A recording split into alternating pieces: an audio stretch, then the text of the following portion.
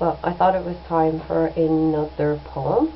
Considering the fact that I'm working with poetry and I haven't introduced anything, I do keep returning to the principal poem, but this is a poem that I thought kind of spoke to that sense of affect, of how we have bodily responses to a concept, an idea, or a thing. I went to see a show that a friend of mine put on called I Get Naked in the End. And he did get naked in the end. Cat's out of the bag, for lack of a better word now. But his show was so intense and so personal, and he touched on things that were so universal that in the end, when he got naked, I don't remember anything other than actually feeling naked. So it was a very odd mirror moment. And to be honest, I don't remember. It's not a stark memory to me, his naked form, as the fact that metaphorically he used his body to represent how naked one could become emotionally and psychologically before an audience of some people that you knew but don't know intimately, all the way down to abstract, complete strangers who just, come there to see you stripped down to your mani bits. So there was one particular part where he was speaking about a secret and how as an actor you have to have a secret. So he had, it looked like a piece of paper where he had written down a secret and taped it to his chest with electrical tape.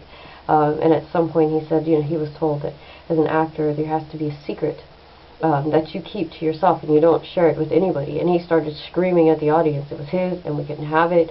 And I thought, that is what it feels like to be to be a poet or an author as well, that you feel like you're pouring so much of yourself into what you do that you are exposed, you feel vulnerable, you feel open. Whether you're a successful poet or whether you're a published poet, to me is neither here nor there. I mean, that's just a lot of nonsense to me.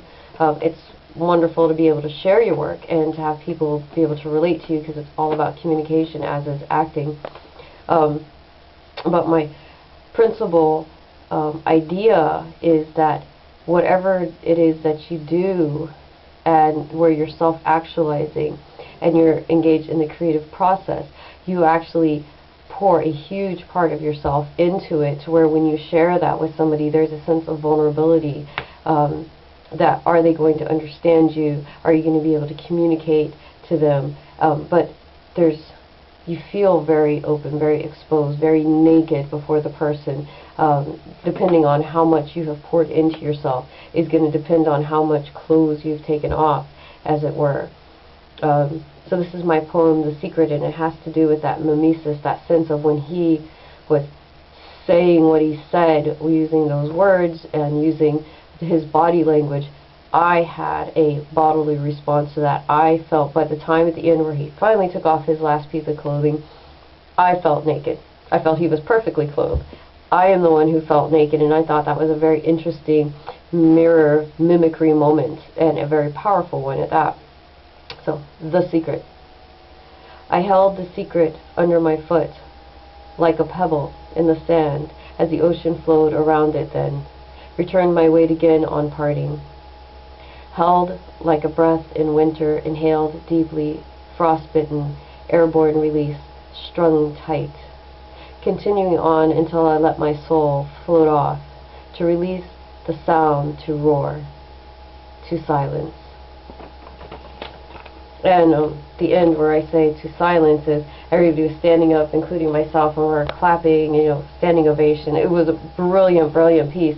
But oddly, it felt very quiet in the audience with all of that going on. It was such a naked moment that you're almost removed bodily from yourself and drawn into yourself, to where you could hear with your ears that bodily, connection, but inside everything was very quiet, very internalized. So I thought that was a poem that was appropriate to bring in at this point, because it had something very poignant. So I'm going to stop the tape here, and then I'll come back and we'll get into mimicry as something of not exposure but is in disguise.